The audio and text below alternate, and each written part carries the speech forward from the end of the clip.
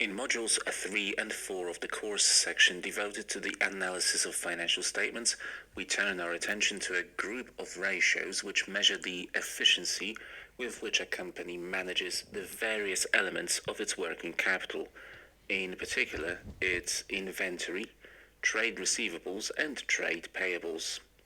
These ratios are also commonly referred to as activity ratios.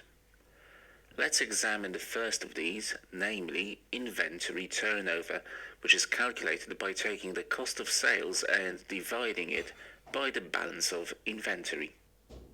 As you can see, the ratio combines information from the income statement in the numerator with data from the statement of financial position in the denominator.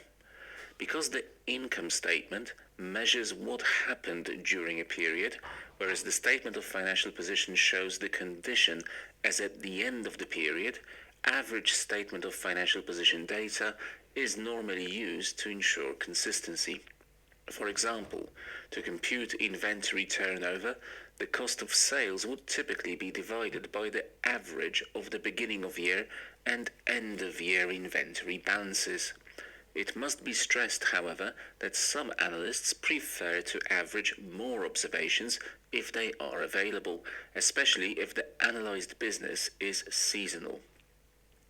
So let's compute inventory turnover for a company whose cost of sales for the year was €24,000, beginning of year inventory amounted to €10,000, and end of year inventory came in at €14,000.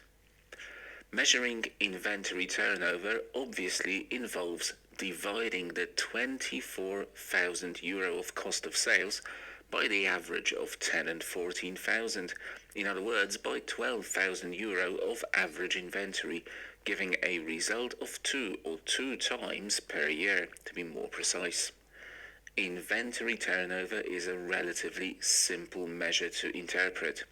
If the company were to fill up its warehouse with goods for sale that had an overall carrying amount of €12,000 and would subsequently distribute those items to customers, restocking the warehouse only when the last of the previous items had been sold, but again doing so all the way up to a carrying amount of €12,000, then how many times during the year would such a fill-up take place? The answer is of course twice, which is precisely what an inventory turnover of 2 indicates. Inventory turnover may easily be converted into the inventory turnover period, also known as inventory days or days of inventory on hand. This is done by taking the number of days in the analyzed period, for example 365 in the case of annual income statement data, and dividing this number by the inventory turnover. Using the figures from our example, this would equal 365 days over 2, giving 182.5 days. This is how long, on average, an item of inventory spends in the warehouse before it is sold to customers.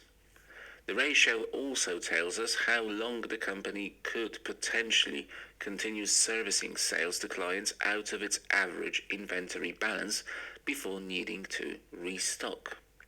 You should appreciate that the inventory turnover period formula may also be rewritten as inventory over cost of goods sold times 365. Inventory turnover lies at the heart of operations for many entities. It indicates the resources tied up in inventory and can, therefore, be used to measure inventory management effectiveness. A higher inventory turnover implies a shorter period that inventory is held, and thus a lower inventory turnover period. In general, inventory turnover and the period should be benchmarked against industry norms. A greengrocer is likely to restock every 1 or 2 days. Conversely, a manufacturing company may have an inventory turnover period of 6 months or even 1 year. A high inventory turnover ratio relative to industry norms is typically associated with effective inventory management. However, it may also be a worrying signal that the company does not carry adequate inventory, so shortages could potentially hurt revenue in the future. A low inventory turnover ratio relative to the rest of the industry could be an indicator of slow-moving inventory, perhaps due to technological obsolescence or a change in fashion. On the other hand, it may also be associated with bulk purchases, so as to take advantage of trade discounts, which should be viewed as prudent practice if the discount is deep enough to compensate for the cost of holding the additional inventory. Further factors to consider include the predictability of demand for the company's goods. If demand exhibits substantial fluctuations, it would be prudent to hold appropriate reserves so as to facilitate unanticipated sales. On the other hand, businesses with predictable or stable sales patterns are more likely to operate using leaner inventory policies and without the need to hold considerable amounts of buffer stock. A similar observation may be made with regard to the impact on inventory levels of supplier behavior and predictability. Those companies who enjoy stable relationships with reliable suppliers will typically hold less stock as compared to those whose suppliers cannot be trusted to deliver goods on time and in the required quantity.